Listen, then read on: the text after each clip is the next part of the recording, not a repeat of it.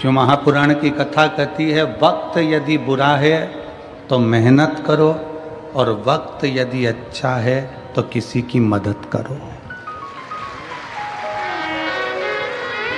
अगर वक्त बुरा है तो मेहनत 4 गुनी बढ़ाइए, अपने परिश्रम को 4 गुना बढ़ाइए, अपनी मेहनत को 4 गुना बढ़ाइए, अपने परिश्रम को बढ़ाने का प्रयास करिए। खूब मेहनत करो, खूब परिश्रम करो, खूब मेहनत को आगे बढ़ाइए, खूब बढ़िए।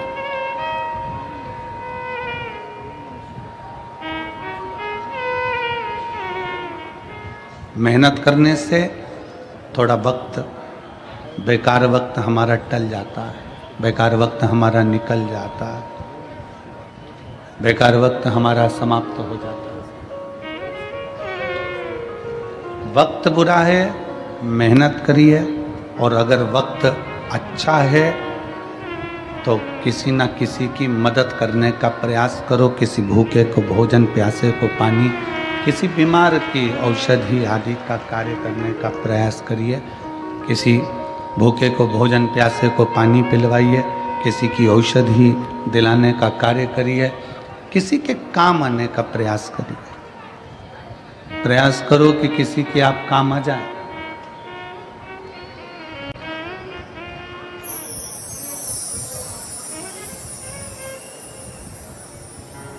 केवल बटोर कर रखना ही नहीं है, उस बटोर कर रखे हुए धन का प्रयोग आप दूसरे पर नहीं कर सकते तो अपने खुद पर करिए।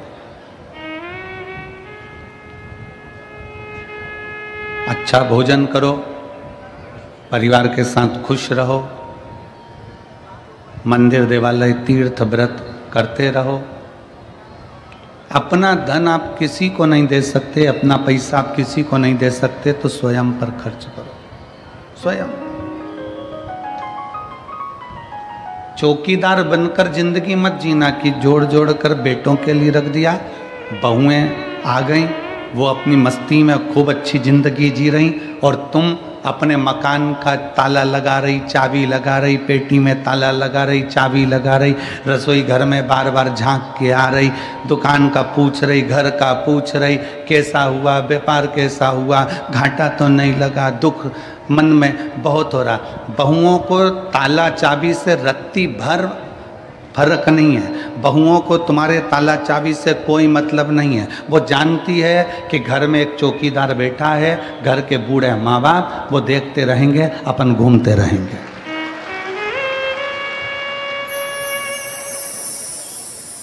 अपनी चौकीदार की ड्यूटी को त्यागो।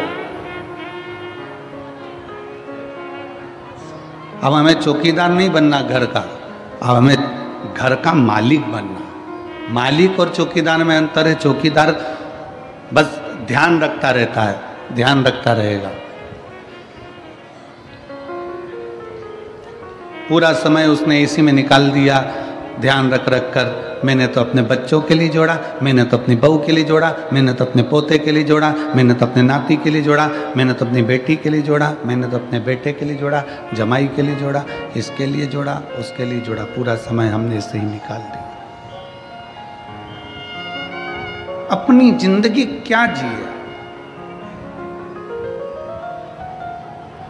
आपने अपना जीवन क्या जिया? कल एक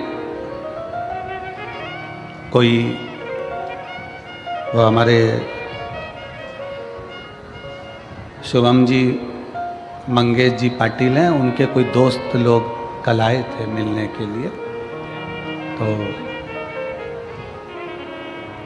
होटल है उनकी, होटल का काम है, और कल आप ही आए थे, तो कल मिलने के लिए आए थे। तो हमने इनसे कहा कि आपका क्या काम काज है? उन्होंने कहा, गुरुजी वैसे तो होटल का काम काज है, पर 7 दिन होटल का काम सब संभालने वाले संभालेंगे। हमारी माता से लेकर हमारे घर की बहुएं, हमारे घर के बच्चे, हमारे घर के बुजुर्ग सब शिव महापुराण की सेवा में लगे हुए हैं, शंकर की सेवा में। शिव की आराधना में लगे हैं, शंकर की सेवा में लगे। कितने दिन तुमने बाबा को दिए?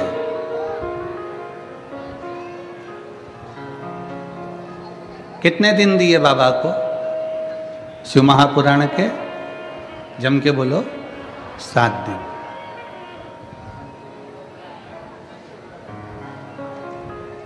तुमने केवल 7 दिन बाबा को दिए हैं। तुमने केवल 7 दिन बाबा को समर्पित किए हैं। तुमने केवल 7 दिन भगवान शंकर को दिए, केवल 7 दिन। और ये 7 दिन जो तुमने भगवान शिव को प्रदान करे हैं, ये 7 दिन जो तुमने भगवान शंकर को दिए हैं, ये 7 दिन तुमने जो परमात्मा को दिए, वो परमात्मा ने लेकर तुमको कितना चौगुना कर कर, 1000 गुना कर कर, लाख गुना कर कर जो दिया है, वो आप खुद समझेंगे कि बाबा ने क्या प्रदान किया, शिव ने क्या दिया।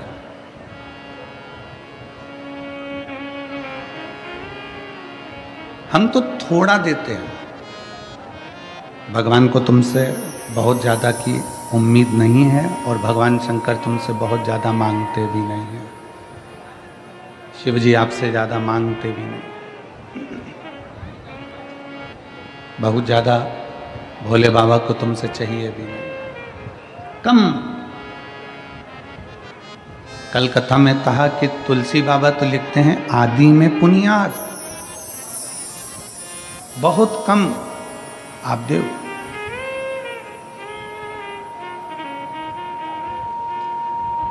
और जो आपने बहुत कम दिया है, बहुत कम प्रदान किया है, उसमें भी बाबा खुश है।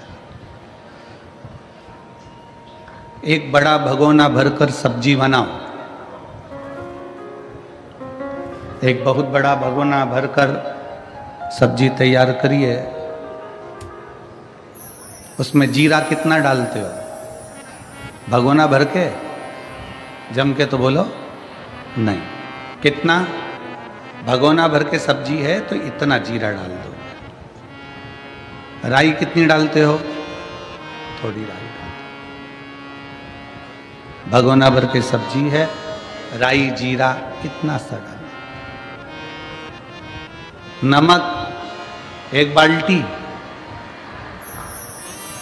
नहीं। कितना डाला? थोड़ा सा नमक। अब ईमानदारी से बोलो, कोई तुमसे पूछे इतने से जीरे से क्या होगा, इतनी सी राई से क्या होगा, और इतने से नमक से क्या होगा? शिव महापुराण की कथा कहती है इतना सा जीरा, इतना सा राई, इतना सा नमक पूरी सब्जी में स्वाद ला देता है। उसी तरह 7 दिन की शिव पुराण पूरी जिंदगी में स्वाद ला देता है।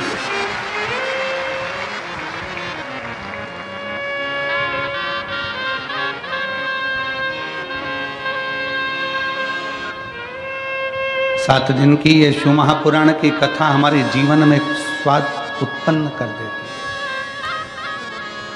खुशियां उत्पन्न कर देती है, प्रसन्नता उत्पन्न कर देती है। यहाँ नांदेड़ वाले डॉक्टर साहब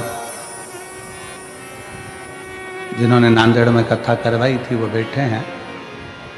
हम आशीष से बोल रहे थे कि प्रथम ऐसे यजमान हैं जो जहाँ जहाँ कथा होती है लगभग नज़दीक में, तो वहाँ बाबा की 1 दिन की कथा सुनने के लिए जरूर आते हैं। और ये पाटिल परिवार जो शिव महापुराण के कथा के यजमान बने हैं शिरपुर महाराष्ट्र के, हम उनसे भी कहेंगे कि प्रयास करना, आपके नज़दीक में कहीं शिव पुराण की कथा हो तो वहाँ 7 दिन नहीं तो कम से कम 1 दिन यजमान परिवार शिरपुर का भी वहाँ पहुँचे।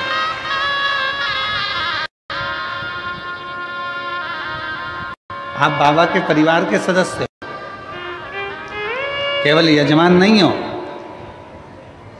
कुबेर भंडारी के परिवार के सदस्य हो, तो बाबा के परिवार के सदस्य हो। इसलिए प्रत्येक कथा में 1 दिन, आधा दिन, 15 मिनट, 20 मिनट, 25 मिनट, जैसा समय मिले वैसे जाना चाहिए। कथा सुनो,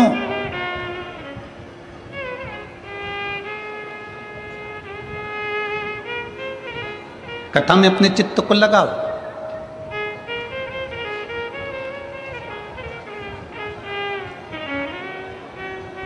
जितनी सेवा बन सकती है शिव महापुराण के अंतर्गत उतनी सेवा करो। तुमको जो भगवान ने दिया है उसमें से थोड़ा ना थोड़ा भगवान शंकर की कथा में, भक्ति में समर्पित करो। जैसे सिरपुर महाराष्ट्र का सेन समाज, नाई समाज, जिसने निशुल्क दाढ़ी कटिंग की दुकान लगा कर रखी है और सबकी दाढ़ी कटिंग निशुल्क कर रही है। सेन समाज, नाविक समाज,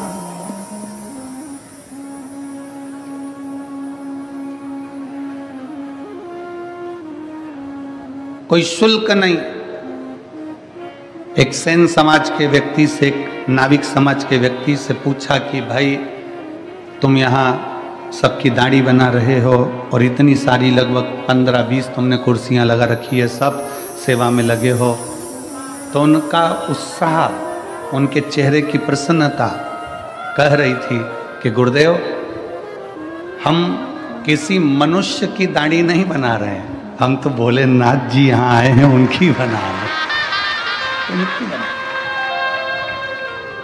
कितना उत्साह। मैं संपूर्ण सेन समाज को, नाविक समाज को, नाई समाज को बहुत बहुत साधुवाद देता हूँ। आपका जो प्रयास है ये जनमानस में सनातन धर्म को मजबूत करने वाला है। आज सनातन धर्म को लोग जाति में तोड़ रहे हैं। आज सनातन धर्म को, हिंदू धर्म को लोग जातियों में तोड़ने का प्रयास कर रहे हैं कि ये ब्राह्मण है, ये क्षत्रिय है, ये वैश्य है, ये शूद्र है, सबको बांटा जा रहा है। पर मैं यहाँ के सेन समाज को, नाविक समाज को धन्यवाद देता हूँ कि आप सनातन धर्म को बहुत मजबूत करने का प्रयास कर रहे हो। संपूर्ण भारत के सेन समाज को, नाई समाज को बहुत बहुत साधुवाद का।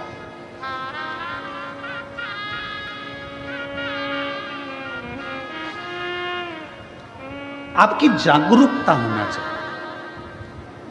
वो कहते हैं ये मंदिर हमारा नहीं है, वो कहते हैं वो मंदिर हमारा नहीं, वो कहते हैं भगवान हमारे नहीं, वो कहते हैं ये हमारा नहीं, वो कहते हैं वो हमारा नहीं।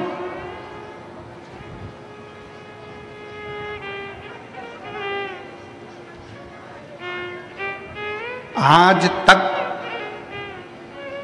लोग केवल जातियों में बांटते रहे और कहते रहे कि हम ऊंचे, वो नीचा, वो बराबर, वो ऊंचा। आज तक किसी ने ये नहीं कहा कि 100 का नोट ब्राह्मण का है कि क्षत्रिय का है कि शूद्र का है कि वैश्य का है। वो 100 रुपये अगर शमशान में भी मिले हैं ना, तो भी वो बनिया की दुकान पर चल जाते हैं, और बनिया की दुकान का भी 100 का नोट है तो शमशान में चल जाता है। वो 100 का नोट, उसमें कहीं पर भी ऐसा नहीं दिखा कि कहीं छुआछूत हो। उस 100 के नोट में कहीं ये देखा जाए कि ये हमारा जाति का नहीं है, ये हमारी समाज का नहीं है, ये अन्य धर्म का है या अन्य समाज का है, ये 100 के नोट में नहीं देखा।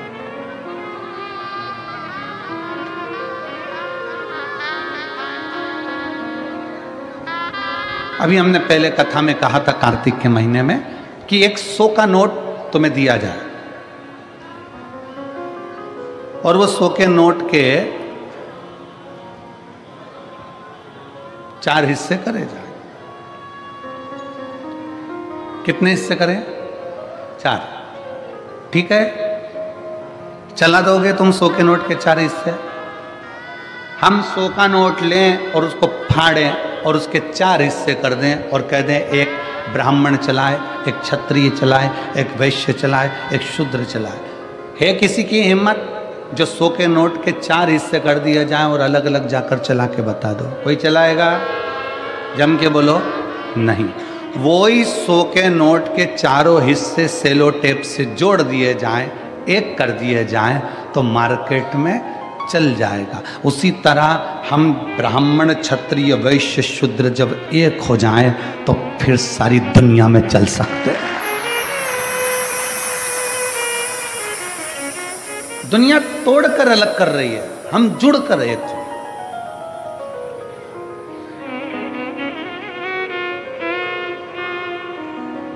कथा कहती है समय अच्छा नहीं है तो मेहनत 4 गुनी कर लो, अपनी मेहनत को बढ़ाओ, अपने परिश्रम को बढ़ाओ।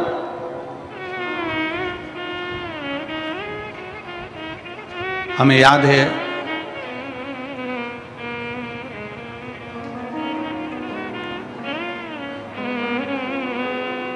सिरज गांव की एक कथा, बहुत पहले की बात है, 19-20 साल पहले की। और सिरज गांव में जब हम पहुंचे थे तब एक किसान भाई मिलने के लिए आया था।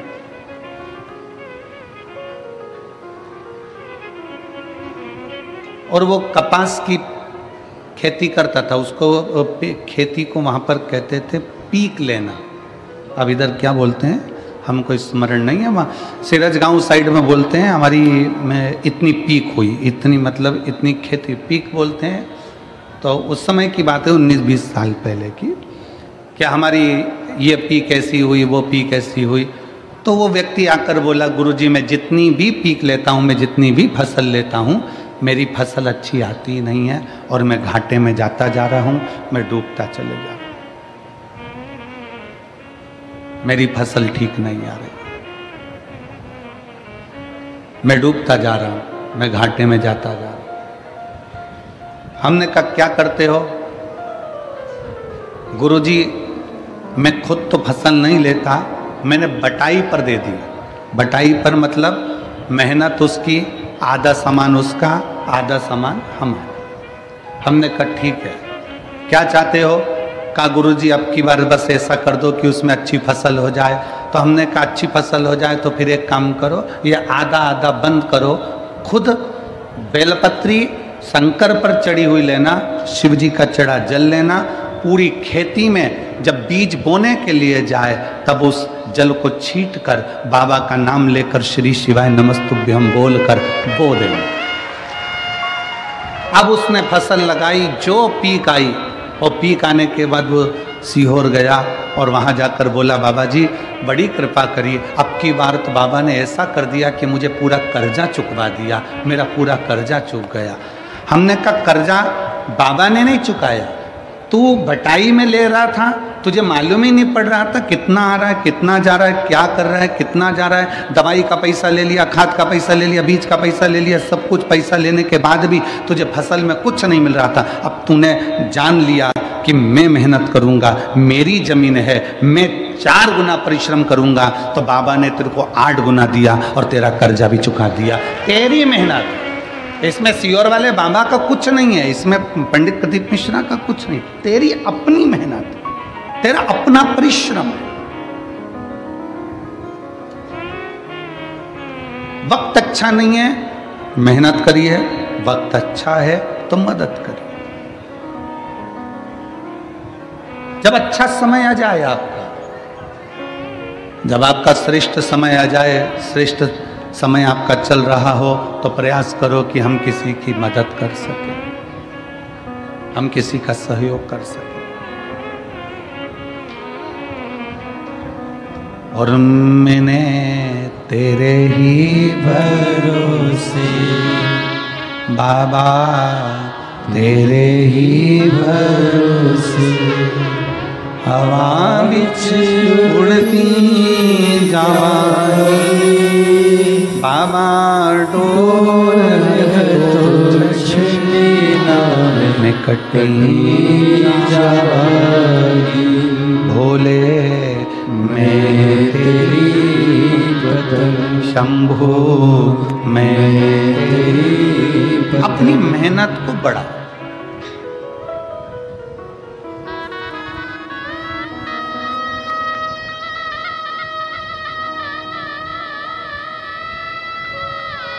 लोग कहते हैं गुरुजी कहीं से आवक बढ़े, धन बढ़े, तो हम कहेंगे दुनिया में कोई ऐसा महाराज पैदा नहीं हुआ कि ऐसा फूंक मार के फेंक देगा और सोने का हंडा निकल जाएगा।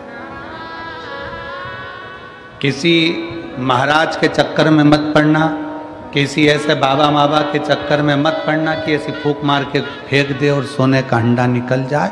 अगर ऐसा हंडा निकले तो हमको भी बताना, हम भी वहीं चले जाएंगे, हम भी चले जाएंगे। इस चक्कर में मत रहो कि तुम्हारा दुख कोई दूसरा काट देगा। इस चक्कर में मत रहो कि तुम्हें करोड़ों का धन कोई लाकर दे देगा, करोड़ों की संपदा तुमको लाकर कोई दे देगा। अपना परिश्रम, अपनी मेहनत अपने को करना, कोई तुमको धन लाकर नहीं देगा। हमारे एक परिचित हैं इंदौर में, हम उनसे मिलने गए, उनके यहाँ शादी थी उनके लड़के की। तो हमने कहा कैसी रही शादी? कहा गुरुजी बहुत बढ़िया, जोरदार शादी, बहुत शानदार। अच्छा, अरे गुरुजी 1000 प्लेट उठी। अब हमें तो समझ में आया नहीं कि प्लेट उठी का मतलब क्या होता है। तुम जानते हो क्या? अरे बोलो तो जम के, जानते हो? मतलब 1000 प्लेट उठी मतलब 1000 आदमी आया, ठीक है? हाँ ठीक है, धन्यवाद, तुमने हमको समझाया। अरे गुरुजी जिस दिन महिला संगीत था उस दिन 800 प्लेट उठी, और जिस दिन शादी थी उस दिन 1000 प्लेट उठी। हमने कहा क्या बात है साहब, बहुत बढ़िया। हमने कहा क्या जोरदार बात है कि शादी में कितनी प्लेट, जम के बोलो, 1000 प्लेट उठी, और महिला संगीत में 800 प्लेट उठी। हमने उनसे कहा विश्वकर्मा जी, आप कह रहे हो कि शादी में 1000 प्लेट उठी और महिला संगीत में 800 प्लेट उठी, जब बुरा वक्त आए तब ये 1000 और 800 लोगों के हाथ तुम्हारी मदद के लिए उठ जाएं तो समझ लेना कि प्लेट उठी।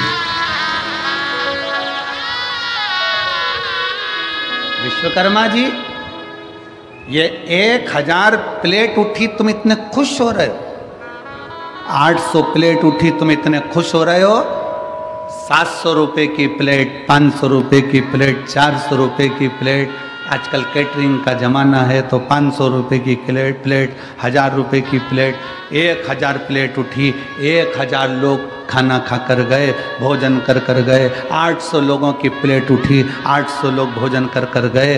प्लेट तो उठी, पर तुमने जो 1000 आदमी को खाना खिलाया, तुमने जो 800 लोगों को प्लेट उठी कर रहे हो, इतने लोगों को खाना खिलाया, जब अपने को जरूरत पड़े, अपनी जब दुख की घड़ी आए, तो ये 1000 और ये 800 के हाथ तुम्हारी मदद के लिए उठते हैं कि नहीं उठते, वो देखना।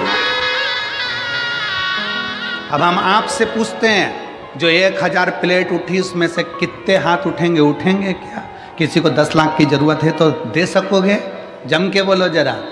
800 प्लेट उठी, जब उसको 5 लाख की जरूरत होगी तो 5 लाख रुपए जिसकी प्लेट उठी थी, इतने लोगों ने उठाई थी, वह 800 में से कोई 5 लाख लाकर देगा? नहीं, आपकी मेहनत आपको स्वयं करना पड़ेगी, आपका परिश्रम आपको स्वयं करना पड़ेगा। इसलिए निवेदन है, व्यर्थ का खर्चा बंद करो। ये 1000 प्लेट और ये 800 प्लेट की जगह कभी बन सके तो किसी गरीब को जाकर भोजन कराकर अपने बच्चों का विवाह करो।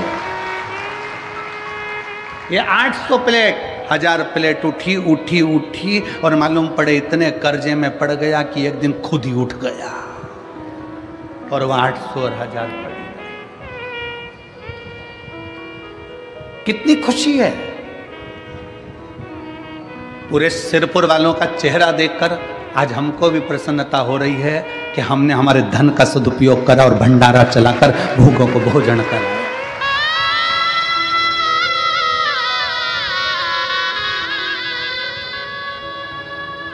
एक गुजरात से कोई ट्रक भर के पानी लेकर आया परसों के दिन, और ट्रक भर के पानी बांट कर चले गया। गुजरात से आ गया, पानी की ट्रक भर कर आई सर लेकर, खुशी होती है।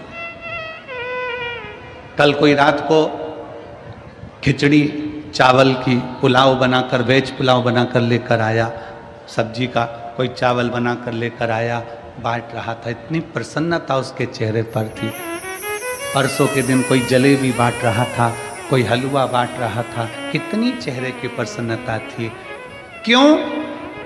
वहां जो प्लेट उठी है वो साथ नहीं देंगे, पर यहां तुमने अगर किसी को एक अन्न का दाना भी खिलाया तो उसके खाते में लिख गया, वो साथ देगा, वो साथ देगा।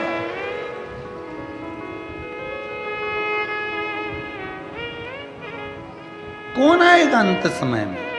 अंत समय प्रभु आना पड़ेगा, वचन दिया तो निभाना पड़ेगा। आए ना आए प्रभु कबीरा, अंत समय प्रभु आना पड़ेगा, वचन दिया तो निभाना पड़ेगा। 800 और 1000 प्लेट उठी शादी में, हमारा निवेदन है वो 1000 प्लेट उठाने में तुम्हारा 10-5 लाख रुपए खर्च हो गया। 800 प्लेट उठाने में तुम्हारा 5-8 लाख रुपए खर्च हो गया। हमारा निवेदन है वो 1000 प्लेट का, 800 प्लेट का थोड़ा बहुत अगर बचाते तो जो लड़की या लड़के की शादी हो रही है उसकी एक FD करवा कर रख देते, उसके दुख के समय में वो FD काम आ जाती, काम आ जाती। कितना भी खिला दो, शादी में कितना भी खिलाना, आखिरी में लोग बोलकर जाएंगे हराम का आ रहा था तो लुटा रहा है। और शादी में अगर कोई खर्च नहीं करे तो लोग कहकर जाएंगे इस तरह के छाती पे बांध के ले जाएगा, खिलाया तक नहीं। ये दुनिया के लोग हैं, वहां पर लोग कहे बिना नहीं रह सकते।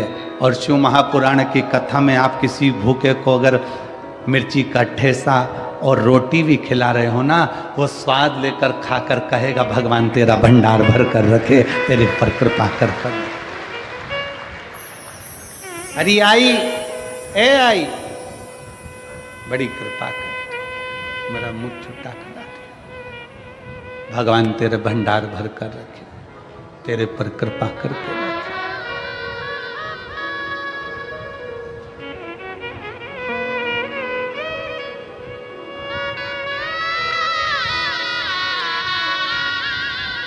प्रयास करो।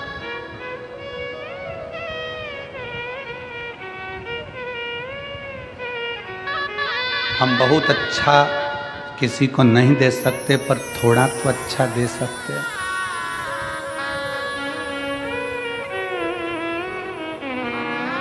इसी सिरपुर की एक माँ, उसके कॉलोनी का तो हमको स्मरण नहीं है कि कौन सी कॉलोनी में रहती है, और इसी सिरपुर की एक माँ रोज एक शॉल पहन कर आती है, हो सकता है उसके पुराने शॉल हो, रोज एक शॉल पहन कर आती है और कहीं पर भी कथा में बैठ जाती है और पास में जो माँ बैठी रहती है उसको देखती है कि इसके पास नहीं है, अपना जाते जाते शाल उसको देकर चली जाती है और बड़े प्रेम से घर पहुंच जाती। फिर दूसरे दिन वो शाल ले आती। अब उस माँ का तो हम कॉलोनी का नाम नहीं जानते, पर वो माँ जसवंती बाई करके कोई नाम है, उसने कहा कि हमने पूछा माँ तुम्हारे पास में इतने साल है क्या? नहीं, मैं मेरी पड़ोसन से बोल दी तेरे पास पुराने साल कितने रखे?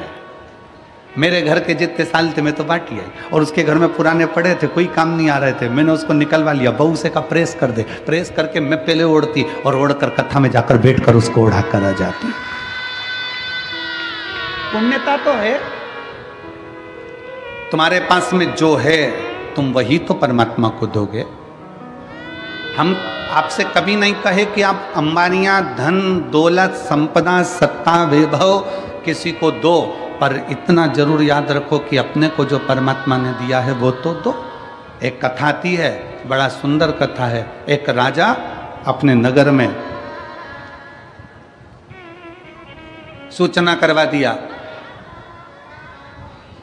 सुबह 9 बजे से शाम को 5 बजे तक जो मेरे दरवाजे पर आएगा उन सबको सोने की असरफियां, किसी को पीतांबर, किसी को हीरा, किसी को मोती में बांटूंगा। रोज 1 हफ्ते तक मुझे बांटना है। कितनी बजे से कितनी बजे तक? जम के बोलो जरा। सुबह 9 बजे से शाम को 5 बजे तक बांटूंगा। लग गए लोग लाइन में आके। सुबह 9 बजे लोग लाइन में आकर लगे। जैसे ही लाइन में आकर लगे, एक व्यक्ति सबसे आखिरी में लगा।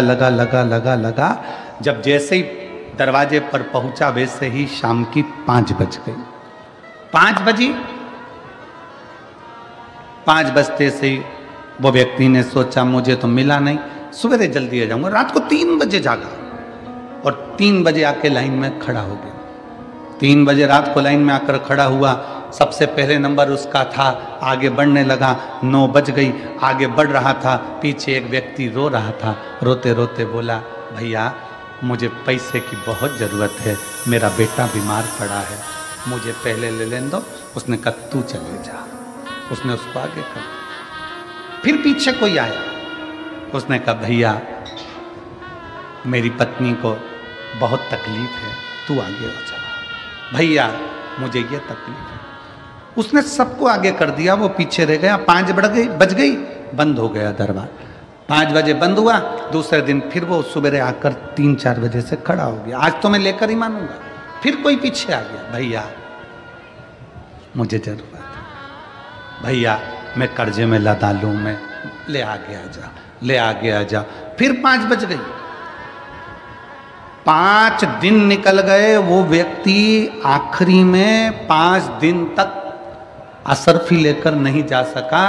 6ठे दिन राजा का ध्यान गया कि ये रोज मांगने आता है और रोज दरवाजे पर खड़ा होता है। राजा ने उसको बुलाया, इधर आ, इधर आ।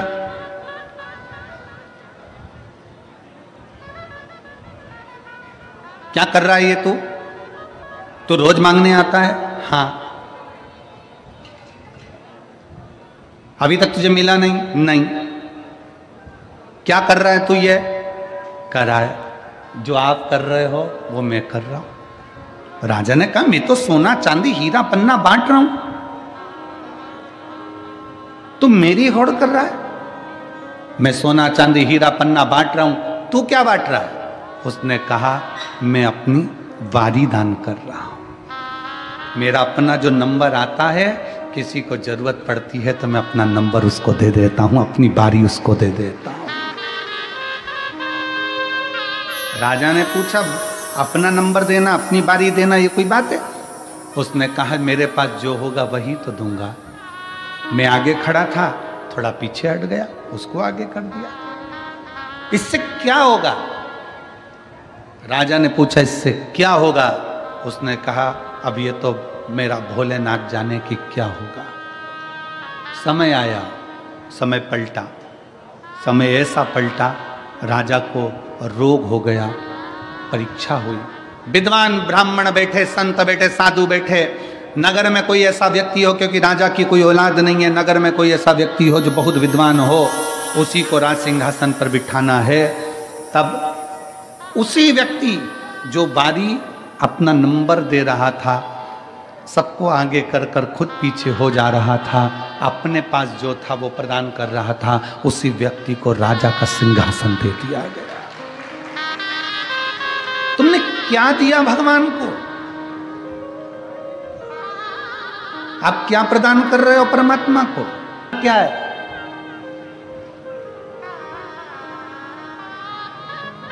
किसी ने कहा भगवान को वो दो जो तुम्हारा अपना है। जल तुम्हारा अपना है? जम के बोलो जरा। पैदा हुए थे तो लेकर आए थे ऊपर से। किसी ने कहा बेलपत्र तो बेलपत्र हमारे पेड़ की है, हमारे वृक्ष की है, तुम्हारी है। बेलपत्र भी तुम्हारी नहीं है, जल भी तुम्हारा नहीं है, जो भोजन का भोग लगा रहे हो वो अन्न भी तुम्हारा नहीं है। भगवान को अगर वस्त्र दिया तो वस्त्र भी तुम्हारा नहीं है, जनेऊ दी वो जनेऊ भी तुम्हारी नहीं है, अबीर गुलाल चंदन दिया वो भी तुम्हारा नहीं है। केवल मनुष्य के पास अपना केवल एक दिल है, वो भगवान को दे दो, भगवान तुम्हारा। तुम्हारा अपना क्या है?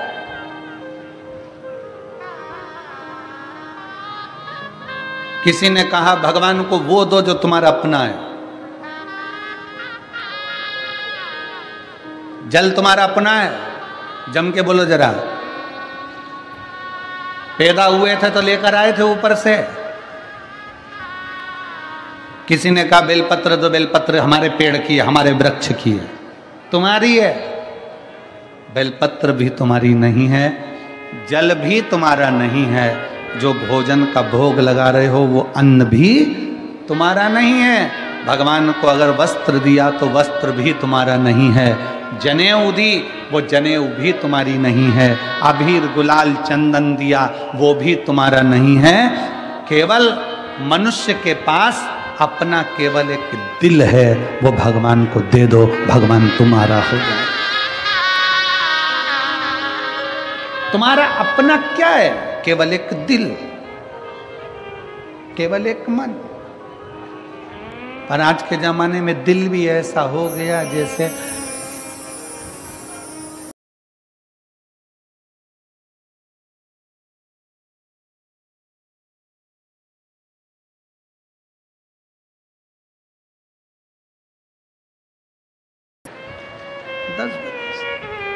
उस पूरे मोबाइल में इतने दिल हैं और यहाँ तो एक दिल की बात है, और वो दिल भी अगर भोलेनाथ में चला गया तो फिर संसार में नहीं जा पाता है। शिव को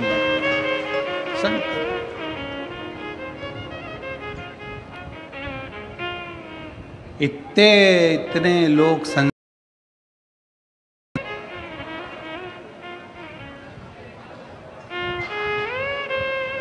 कई लोग कहते हैं गुरुजी हमारे पास रत्ती भर फुर्सत नहीं है, हमारे पास रत्ती भर फुर्सत नहीं है। कोई कहता है गुरुजी हमारे पास इतना काम हमें 1 मिनट की फुर्सत नहीं है, 1 मिनट की फुर्सत नहीं। तो फिर हमने कहा एक बात बताओ, तुम्हारे मोबाइल में डाटा है क्या? क्यों? हमारा वाईफाई कनेक्ट कर लो, उससे क्या होगा? हमने कहा हमारा मोबाइल चल जाएगा। अरे गुरुजी 1.5 GB डाटा पूरा की पूरा खत्म हो गया, 1.5 GB डाटा पूरा की पूरा खत्म हो गया। समझ लेना 1.5 GB डाटा भी अगर तुम्हारा रात होने से पहले पहले खत्म हो रहा है तो दुनिया के सबसे बेरोजगार व्यक्ति तुम ही हो। दुनिया के सबसे बेरोजगार व्यक्ति तुम हो कि 1.5 GB डाटा भी तुम्हारा रात होते होते खत्म हो जाता है और तुम इतने फ्री हो कि दिन भर लोगों का जवाब देने में लगे हो, दिन भर लोगों का जवाब देने में लगे हो। 24 घंटे किसी ने एक मैसेज करा, मोबाइल में टुन टुन आवाज आई, इसने खोल के देखा, लिख के तुरंत भेज दिया। इतना फ्री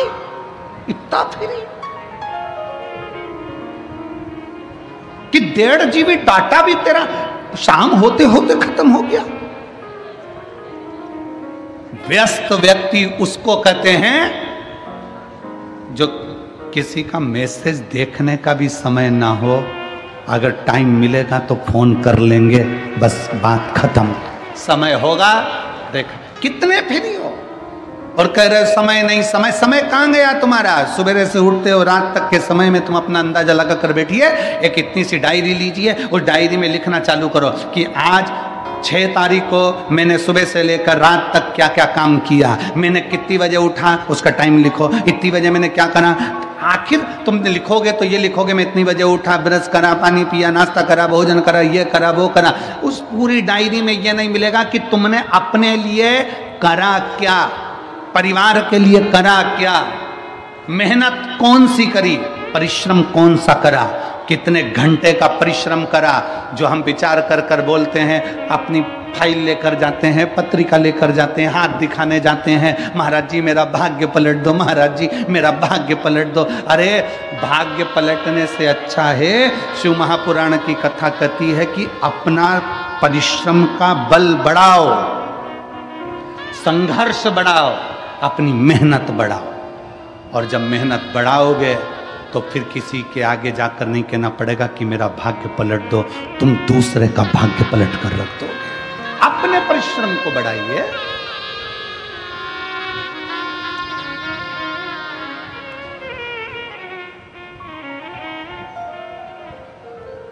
संसार सागर में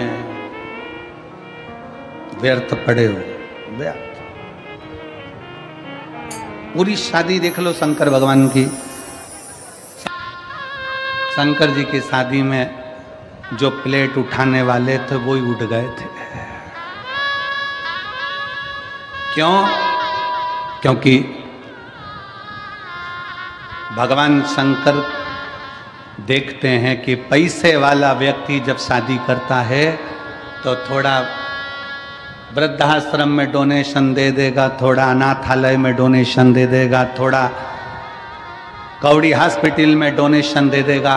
पर मेरे महादेव ने डोनेशन नहीं दिया, मेरे महादेव ने इनविटेशन दिया कि सब मेरी शादी में आओ।